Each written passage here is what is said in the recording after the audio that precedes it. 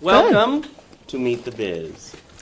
I love saying that. Tonight we have Carol Ita White. Thank you, thank you, thank you.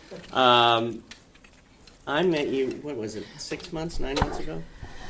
Oh, has it been that long? I know, it's 9 months, you know. Yeah, yes. Was it on the internet? No. No. It was, ho, ho, But ho. it sure feels like that. That's baby. it. No, we work together. Yes. I have to say you are, you just have this amazing energy that is, you know, from the first time I met you, I just went, hi. Oh, So thank you. thank you. Thank you. So your family was in show business. My family, my father was an actor. Funny you should ask. I just happen to have a picture of him, I believe. My father was a Broadway actor. His name was Jesse White, and he was in a play called Harvey about an invisible rabbit, a 6-foot invisible rabbit, and he was brought to Hollywood to make the movie with Jimmy Stewart, and he went under contract with Universal and never left Hollywood. So even though I was born in New York, we came out here when I was 6 months, and so I'm pretty much a California native. 6 months. Yeah, I love it. yeah. Where in New York was it? I was born in Manhattan. Okay. Yeah. Catholic hospital, the French hospital is no longer there. What are you going to do? I'm still here. Yeah. That's all that matters. Yeah. Now, your mom was in the business? My mother and father were in an acting workshop, just like this. But my father, once he started working, he was sort of old-fashioned, and he said, you know, just one star in the family. So she was left the responsibility of raising the children, keeping the home, fires burning, and like that. Yeah. But she was a dancer too. Right. And even into her 60s, she'd love to, you know, touch her, you know, do what dancers do, how they can touch, I can't do it. Touch their toes, do a high kick. Right. So Did you do dancing as well? I danced as well when I was young and did musical theater and like that. Right. What was your first show? Oh, well, first of all, I started in high school. No, actually, I started in Sunday school when I was maybe 8 or 9. And you know who went to my Sunday school? Richard Dreyfuss. So we were in a Hanukkah play together. He was Thomas the Shamus, and I was Luella the Latka. I love that. Yeah, so that was a typical Luella. Hanukkah play. Who wrote that? Oh, gosh, you know. I think you should bring that back. Yeah, so let's see You if and he's Richie. available. That's it. But then I worked in high school, did plays in high school. That was where I could, I was kind of a misfit. And wasn't really popular.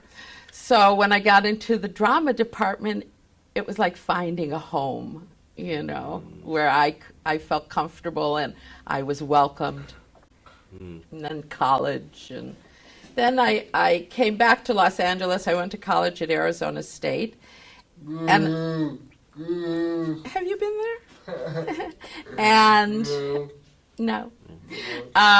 I came back and I started working with Harvey Lembeck, a wonderful character actor. He had a great improv workshop, and this was before the Comedy Store, before the improvisation. They were really the first people out here doing improvisation, and it was there that I met Gary Marshall, who gave me my very first job. Oh, so you met Gary at the improv? Yes, at Harvey Lembeck's improvisation workshop, comedy workshop. Oh, okay. And I met Penny. Penny Marshall was in the workshop as well. And, Robin Williams came out of that, John Ritter. So many wonderful actors who, I can't think of at the moment, but that you would know.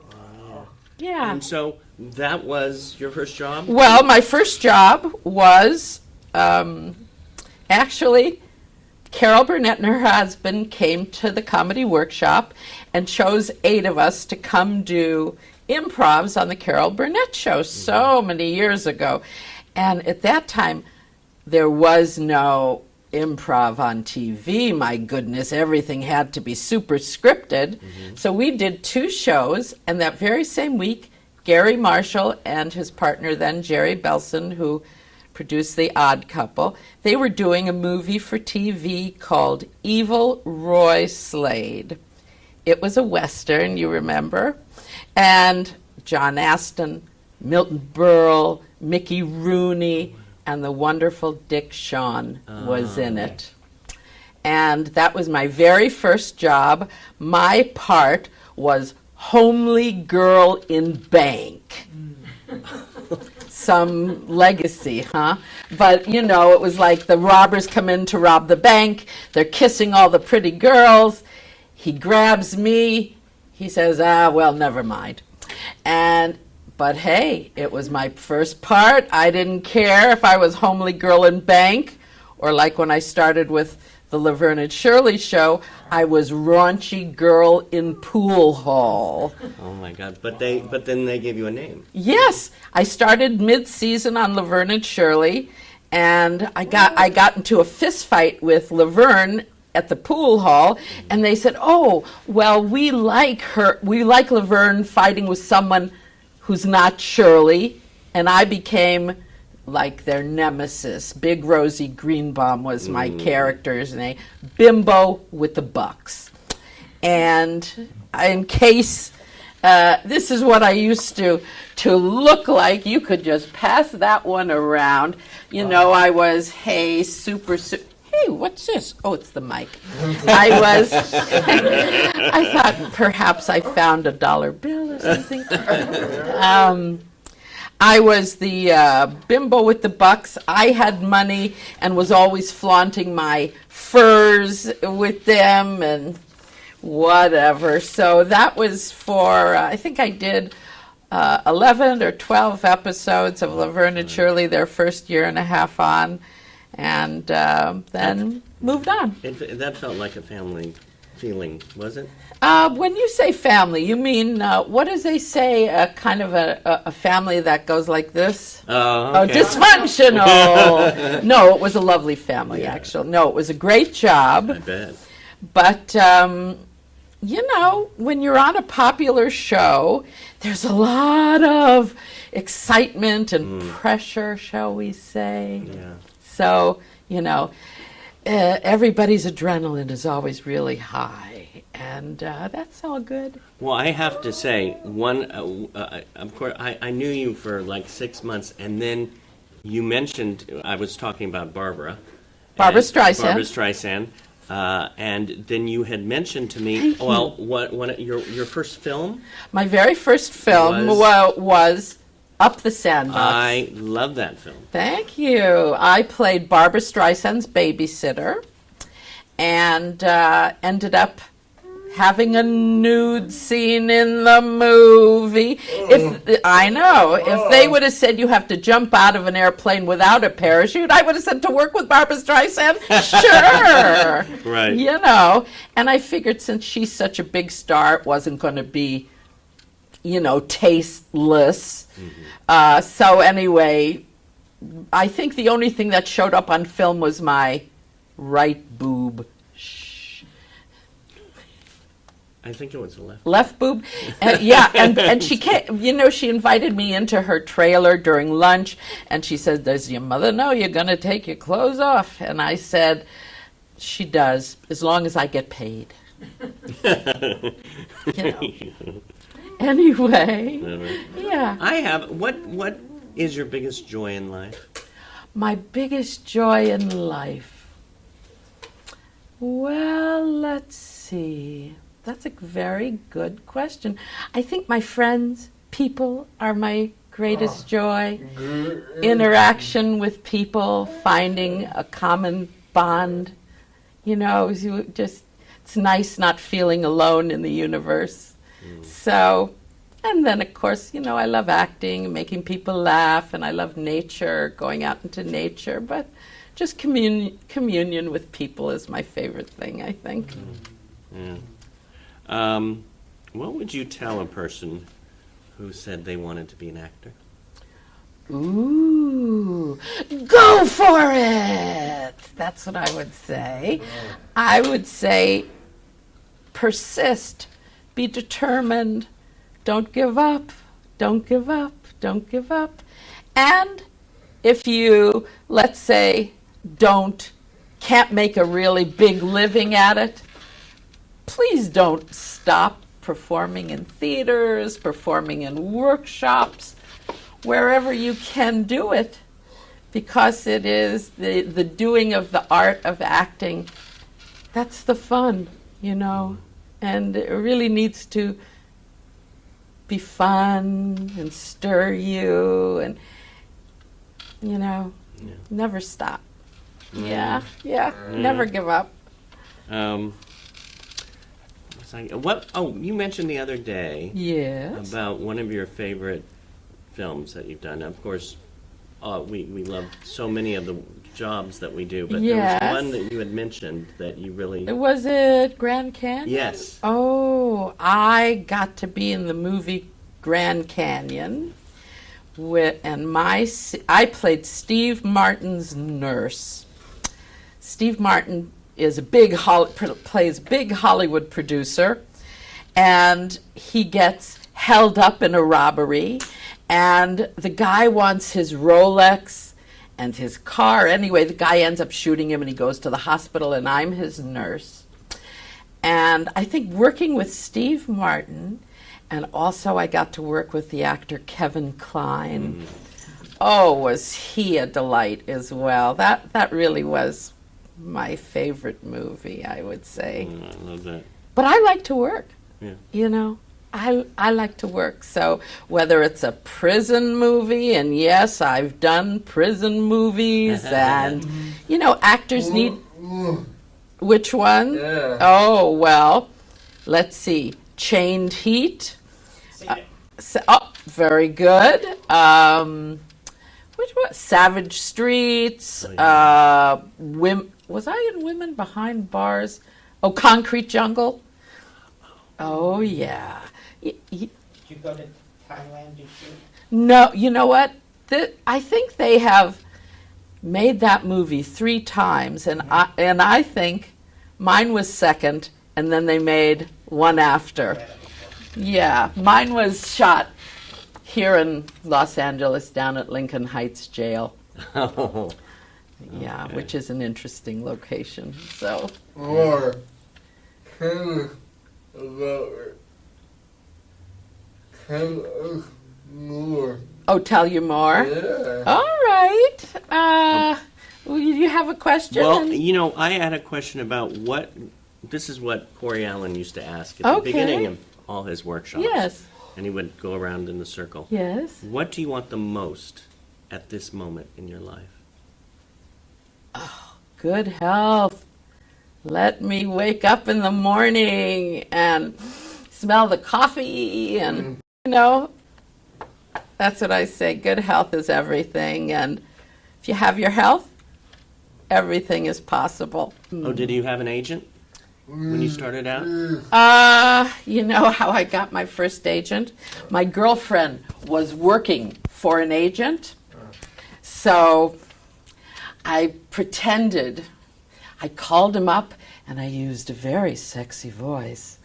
And I said, I heard you were the most wonderful agent, and I'd sure love to meet you. I'm starting out in the business, but do you think you'd have time to meet me? So he thinks I'm maybe some sex bomb, and then I show up, and he ended up signing me, and he was my first agent. Oh, I love it.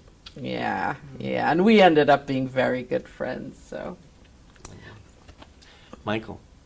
Okay, you work with Lawrence Kasdan, Yes, and he's very script oriented. yes, So in your background, you did a lot of improv. yes.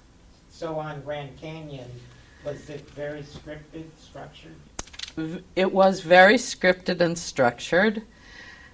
But I'll tell you, I use improvisation to develop a character. Let's say I have a scene in the movie where my husband is leaving me and I'm, so I will improv if I have a chance with that actor how it was when we first met, when we were in love, our first kiss, so that it's not just me there. There's a history. And I use that especially when I do theater, when you have a real nice chance to rehearse with the other actors. To get a full sense of your character, I use the improv. Yes, So what do you think of between improv and doing the script? yes. Oh, I'm sorry. What's the difference of like if you're doing an improv Uh-huh. or doing the script? Wait, I'm sorry, I'm not understanding. For what does she like to do more, or? I would say what do you like the most? Oh, well, My bad. truthfully, I like a script. I mean, I don't mind improving, let's say like on Curb Your Enthusiasm or The Office, they do a lot of improv.